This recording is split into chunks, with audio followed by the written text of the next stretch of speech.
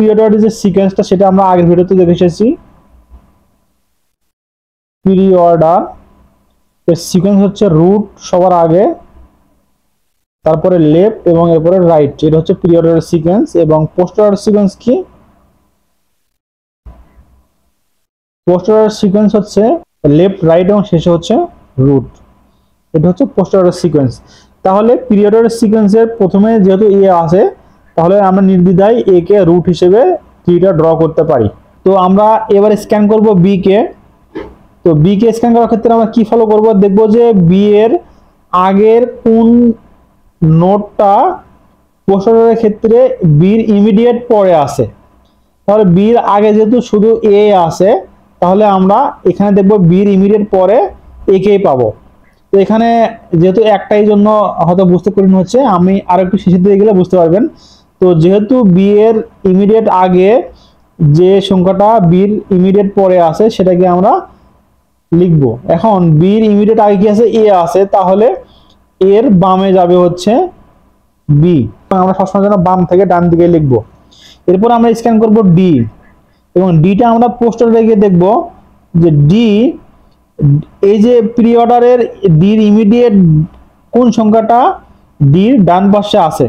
তাহলে ডির আগে কি আছে? বি আছে, বিটা কি আছে? শুরুতে আমি পাচ্ছি। এখানে যদি আমার এটা শুরুতে পাইতাম তাহলে কি হতো? এর নিচে ডি লিখতাম। কিন্তু আমি কি করতেছি, এখানকার ডির যে আগের ভ্যালুটা, এটা ইমিডিয়েট আমি প্রথমে কোনটা পাচ্ছি? বি কেই পাচ্ছি। এখানে কিন্তু যদি আমি এদিক থেকে স্ক্যান করা শুরু করতাম, দেখতাম ডির পরে এই বামের কোন সংখ্যাটা আমি আগে পাই। তাহলে ডির পরে আমি পাচ্ছি বি কে পাচ্ছি, এই জন্য বির নিচে আমরা ডি কে লিখব। এবার স্ক্যান করব ই কে। ঠিক একইভাবে পোস্ট অর্ডারের ক্ষেত্রে ইর পরে এই বামের কোন সংখ্যাটাকে আমি আগে পাবো। তাহলে ইর পরে কি আছে? বি আছে, তাহলে কি হচ্ছে? আমার ইর বামের বিটাকে আমি আগে পাচ্ছি, এই জন্য আমাদের ই কে লিখতে হবে বির ঠিক পরে, এই জন্য আমরা বির পরে ই কে লিখলাম। একইভাবে আমরা সি কে স্ক্যান করব। তো সি কোথায় লিখবো?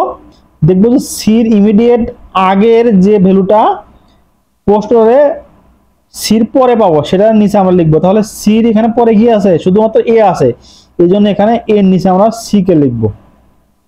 একইভাবে এফ কে স্ক্যান করবো কিভাবে? দেখবো এফ এর ইমিডিয়েট আগের কোন সংখ্যাটা এফ এর পরে আমি সবার আগে পাবো। তাহলে এফ এর এখান থেকে এফ থেকে যদি আমি স্ক্যান করা শুরু করি, তাহলে আমি দেখি জি, জি বামে নাই, সি, সি বামে আছে, তাহলে আমরা সি পেলাম। তাহলে এফ কে আমরা সির নিচে লিখবো এবং আমরা বাম থেকে দেওয়া শুরু করব।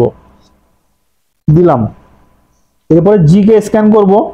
জি কে স্ক্যান করলে আমরা দেখবো কি, জির পরের কোন সংখ্যাটা আমার এখানে পিরিয়ডের জির বামে আছে। তাহলে জির পরে আছে সি, তাহলে এদিক থেকে আমি দেখতেছি কি সিটা আমি পাচ্ছি এখানে, সো সির নিচে জি হবে। তো এই হচ্ছে আমাদের নির্ণয়ের ট্রি, এবং এটা কিন্তু ফুল বাইনারি ট্রি। এখন এটা আসলে সত্য হলো কিনা বা এটা সঠিক হয়েছে কিনা এটা আমরা কিভাবে দেখব? তাহলে আমরা যদি পোস্ট অর্ডারকে স্ক্যান করি, পোস্ট অর্ডারটা আমি পাই কিনা দেখেন। পোস্ট অর্ডারের ক্ষেত্রে আমরা রুলস কি জানলাম? যে লেফট রাইট রুট। তাহলে আমি রুট থেকে স্ক্যান করা শুরু করব। তাহলে যেহেতু রুট, তাহলে আগে লিখবো না, নিচে আসলাম লেফটে, লেফটে বি, বি নিচে একটা রুট, তাহলে বি কে লিখবো না, বি আবার নিচে আসলাম লেফটে, লেফটে ডি, ডি দেখলাম নিচে একটা লিপ, তাহলে আমরা কি করব? ডি কে লিখলাম। তাহলে ডি হচ্ছে লেফট হলো, বির লেফট হলো। এবার আমি বির রাইট লিখবো, ই লিখলাম। লেখার পরে এবার আমি বি লিখলাম। তাহলে আমার এর বাম পাশটা হয়ে গেল। এরপর আমি ডান পাশে যাব, যেহেতু পোস্ট অর্ডারের ক্ষেত্রে কি লেফটের পরে রাইট, ডান পাশে কি আছে? সি, কিন্তু সি নিজে একটা রুট, তাহলে লেখা যাবে না, সির লেফট লিখতে হবে। সির লেফট কি আছে? এফ লিখলাম। এফের নিচে আর যেহেতু নাই, তাহলে কি হবে? এবার সির রাইট লিখবো, জি লিখলাম। লেখার পরে এবার আমরা রুট লিখবো সি। তাহলে আমাদের এর যদি আমি ক্ষেত্রে চিন্তা করি, তাহলে কি হলো? আমার লেফট লেখা হলো এবং হচ্ছে রাইট লেখা হলো, এবার আমি রুট কে লিখবো, এই যে ই লিখলাম। তাহলে আমি কি পোস্ট অর্ডার পেলাম, তার মানে আমার ট্রিটা ঠিক আছে। একইভাবে যদি আমি প্রি কে চিন্তা করি, তাহলে সবার আগে এ কে স্ক্যান করে এ লিখবো। এরপরে যাব লেফট লেখার জন্য, বি কে গিয়ে দেখি বি নিজে একটা রুট, তাহলে বি কে আমি স্ক্যান করলাম।